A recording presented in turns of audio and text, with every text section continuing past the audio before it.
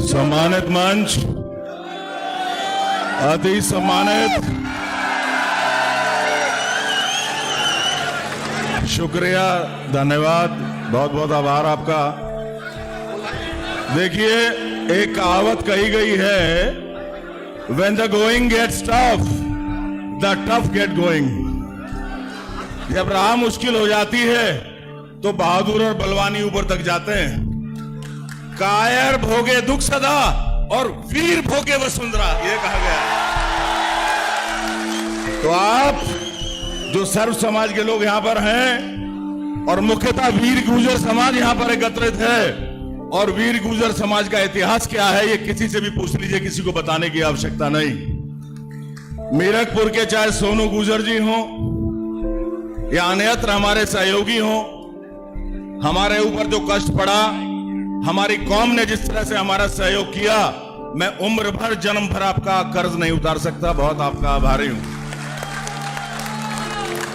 हालांकि बहुत सी बातें अनंगपुर पंचायत को लेकर के हो रही थी राजनीतिक संदर्भ में, पर मैंने कहा देखिए, जहां समाज की बात है, राजनीति और अपने स्वार्थ उससे बहुत नीचे आ जाते हैं। समाज सर्वोपरि है, बाकी सब चीजें नीचे हैं। आज जो मुझे प्रतीत हुआ, मैं दलगत राजनीति से ऊपर उठ करके बोलूंगा। हर एक को राजनीतिक पहचान बनाने के लिए अलग अलग दल से अपनी पहचान बनानी पड़ती है, लेकिन जो चेहरे यहां पर मौजूद हैं, हमारे पुराने सहयोगी भी हैं। हमारे भाई सतपाल महाराज जी आज की डेट में जो माननीय सांसद हैं सोनीपत से, छोटे भाई माननीय विधायक अतुल प्रधान जी, हमारे छोटे भाई माननीय सांसद दीपेंद्र हुड्डा जी। आपके फादर साहब से हमारा बड़ा अच्छा ताल्लुक रहा है और उनसे बहुत कुछ सीखा जिंदगी में हमने। हमारी बेटी इकरा, भाई बहुत अच्छा लगता है बेटी और बेटे जब आगे निकलते हैं। और भाई मुनव्वर जो बब्बर शेर था जिंदा, मुझे याद आ जाता है उसका।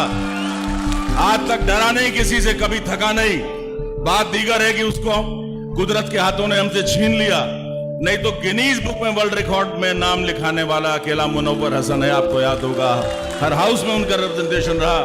और आज हमारी बेटी जब आगे बढ़ती है तो फक्र से हमारा सीना चौड़ा हो जाता है।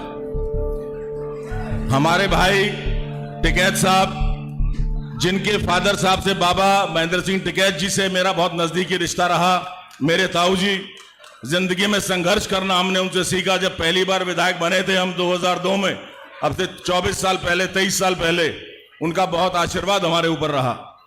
बाकी मैं जिनका नाम नहीं ले पा रहा हूं, उनके प्रति भी अपना सम्मान प्रकट करते हुए मैं ये कहना चाहूंगा कि हमें समस्या का निवारण ढूंढना है, समस्या को उठा करके काबू से बाहर नहीं करना।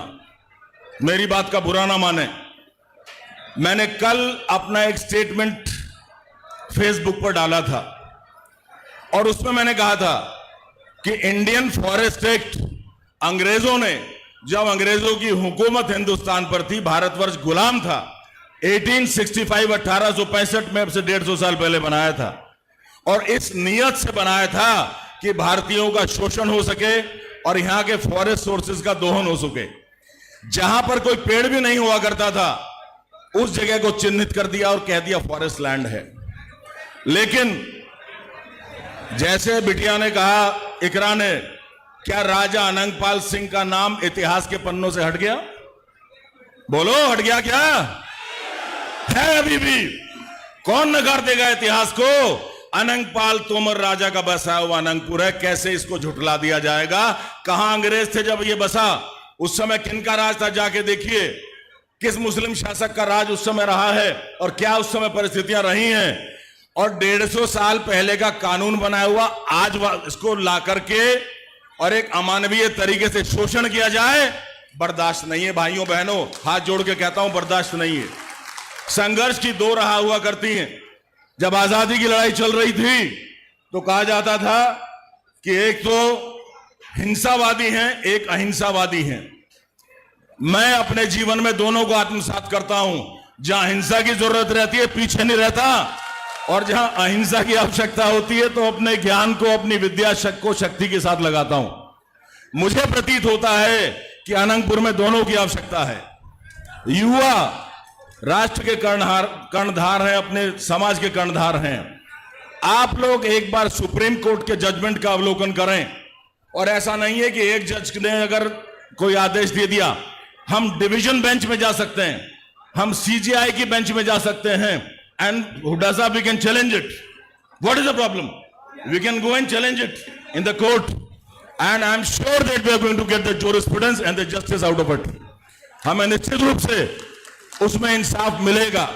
रही बात सड़क से सदन तक की, तो देखिए 36 समाज बैठा हुआ है, संघर्ष में कोई किसी से पीछे नहीं है, और गुजरों का तो इतिहास गवाह है कि जो भी शासक रहा है बागी रहे हैं, सिर नहीं झुकाया, सिर कटाना मंजूर किया है।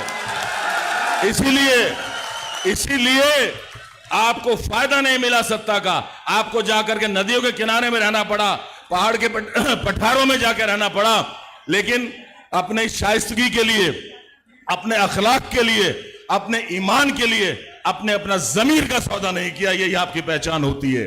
तो संघर्ष में तो आप पीछे हैं नहीं, मुझे पूरी उम्मीद है। बाकी हमारे बड़े यहां बैठे हुए हैं, जो निर्देश जिनके लिए है उसका पालन किया जाएगा। और अंतोगत्वा मैं